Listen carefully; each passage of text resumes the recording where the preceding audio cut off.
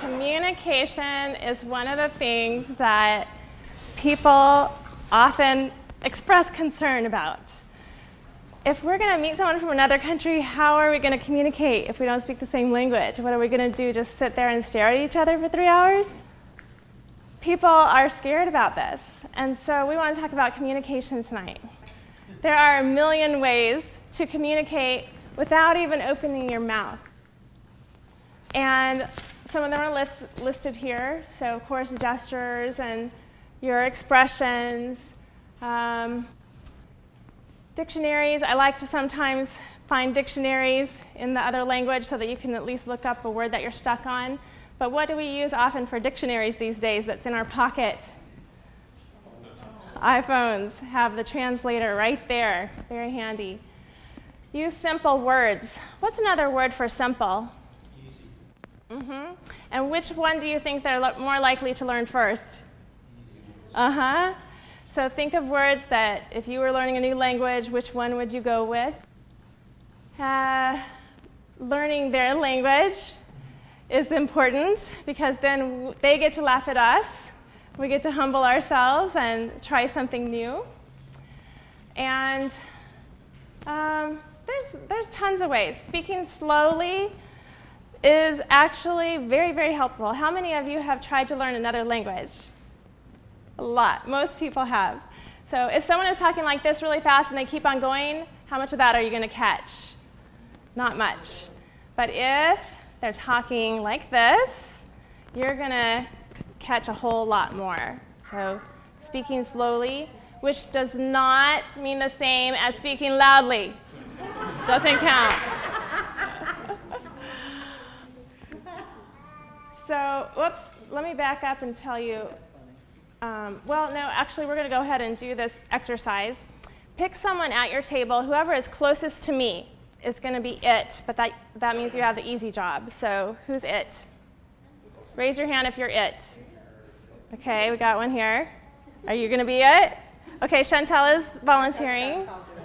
Who's it back there? Okay, good. And then who over here? All right. You guys who raised your hand, look that way. You're not allowed to see what's on the board. And everyone else is going to act something out for you. Let's see if you can guess the word. All right? If your table guesses, if your person who's it guesses the word, put your hand up so we know which table got it. Ready? Go. Oh, we got it here. 1 point for the green table. Okay, here's number 2.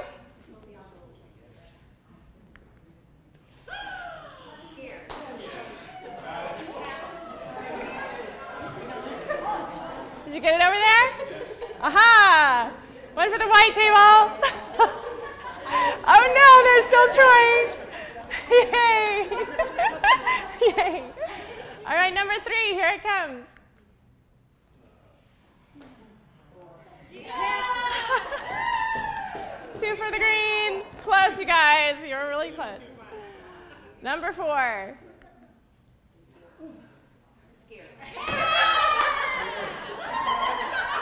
I don't know about you, but I would take her with me when you go visiting. Okay, last one. This is a little bit more complicated, but you can do it. Number 5. Yes. Wow! You got it too? Okay.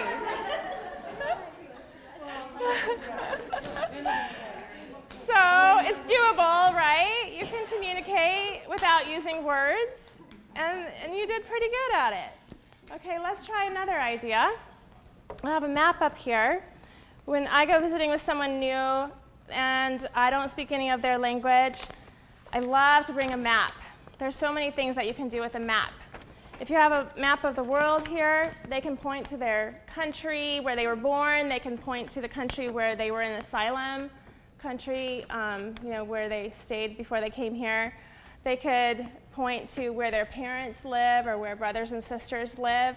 There's a lot of things you can do with this. You can also just pack a whole bunch of maps in, and it's fun to have a map of the United States, and you can show them where Arizona is related to the other states, and you can, if you have a map of the city, then you can talk about, well, you can show them at least the places where they've been, the airport, their house, and the resettlement agency, and figure out where those are, figure out maybe where the parks are related to their house so they can take their kids, figure out where are the libraries so that they can go there and check out some books. So a lot of things you can do with maps, and a lot of it is just pointing. Really easy. And of course, you can do the same thing with them. Show them where you're from. And then my favorite way to communicate, I'm going to do an illustration for you here. Does anyone here speak Arabic? I'm in trouble. All right, well, I'm going to use my best Arabic to tell you a story and see if you can follow along.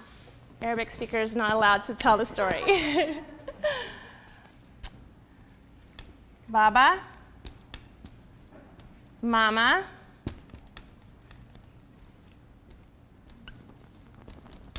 Cherie. Baba, Mama, Cherie, Anna.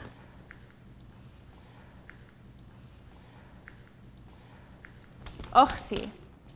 Baba, Mama, Anna, أختي. بيت. Baba, Mama, Anna, أختي. بيت واحد. أختي متزوج. بابا وماما متزوج. أختي وزوجها بيت واحد بيت اثنين. أختي وزوجها عندهم 4 أولاد.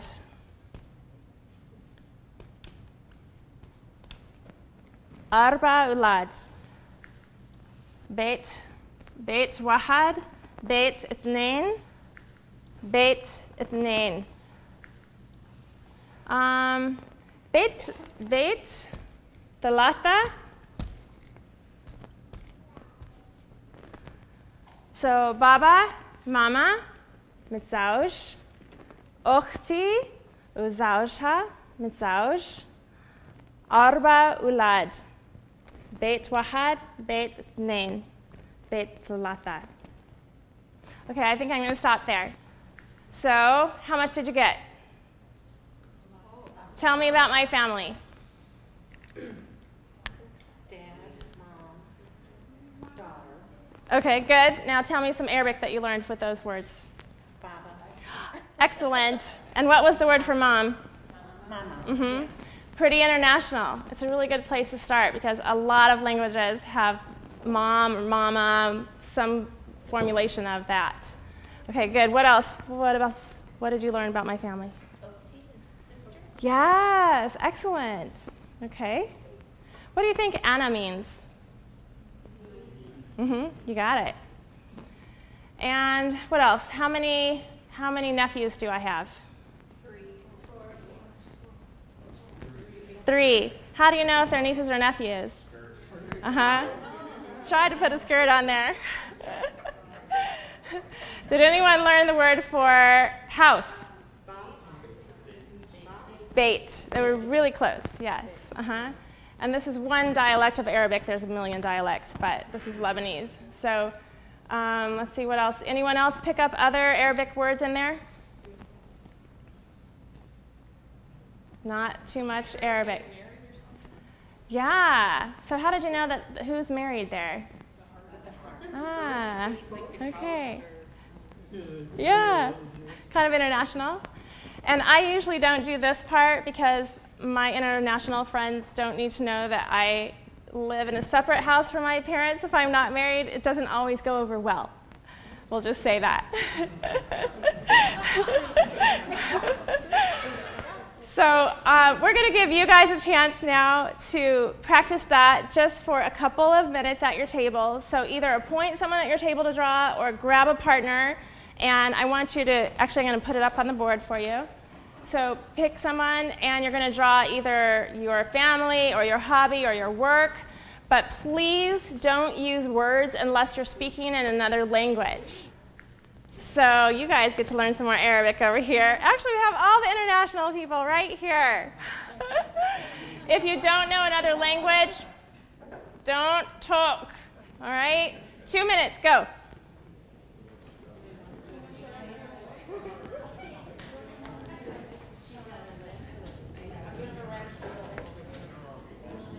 Tell me, what languages? Did we have some different languages going on out there?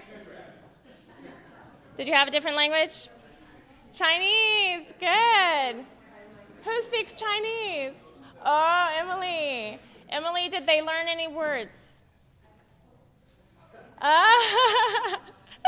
Good try. What other languages did we have? Awesome. You don't need to draw pictures with that, do you? Did you guys have a different language over there? Okay, over here? Languages? Yay! Who were you teaching? Did you guys learn some, well, more Arabic? And did you guys have a different language back there? No? Could you understand with just drawing? Does it work? All right.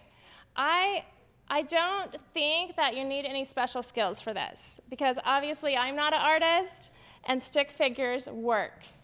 So just to end our this time together, here's a picture of success.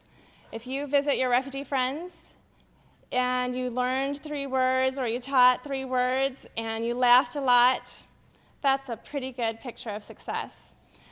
I know that when we invite church groups to connect and embrace one refugee family, a lot of times they're shaking in their boots. I've had groups that just, I don't know what to do. I don't know how we're going to communicate. But they go in with fear and trembling. And then I ask groups to please communicate with your group and with us after each visit. And so I get to read the reports after each visit. And those same people that were the most scared write things like, wow, I just spent 3 hours laughing and pointing, and it was the best time I've ever had.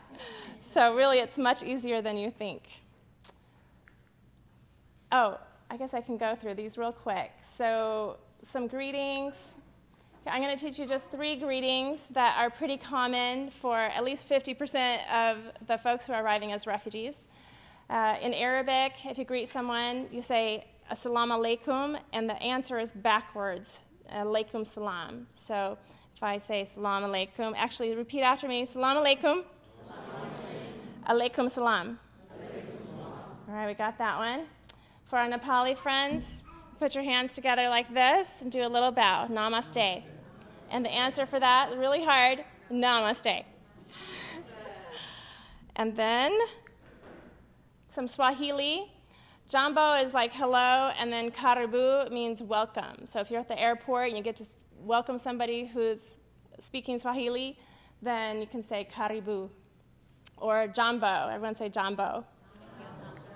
And last is mingalaba, and oftentimes they are shaking hands, holding onto your elbow. It's a sign of respect. So you can say mingalaba. You got it. Assalamu alaikum. There we go. Backwards. And namaste. And mingalaba. And karibu. Or jambo. We got it. You guys are multilingual.